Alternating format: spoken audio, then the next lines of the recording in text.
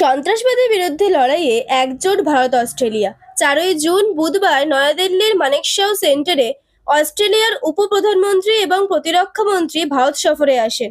ভারতের প্রতিরক্ষা মন্ত্রী রাজনাথ সিং এর সাথে অস্ট্রেলিয়ান প্রতিপক্ষ রিচার্ড মার্লেসের একটি বৈঠক হয়।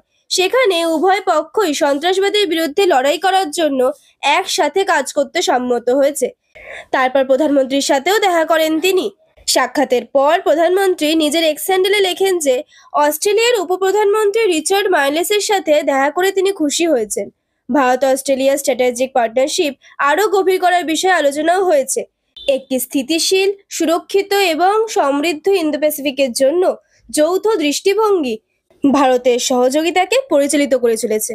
বিদেশমন্ত্রী এস জয়শঙ্কর জানান যে ভারত এবং অস্ট্রেলিয়া গত 5 বছর ধরে দ্বিপাক্ষিক সহযোগিতার ফলে বিশাল গভীরতা এবং বৈচিত্র্য প্রত্যক্ষ করেছে এবং গুরুত্বপূর্ণ খনিজ, সাইবার, প্রযুক্তি এবং মহাকাশের মতো ক্ষেত্রগুলিকে সহযোগিতার আরও ক্ষেত্র হিসেবে দেখার প্রতিশ্রুতি পুনর্ব্যক্ত করেছে।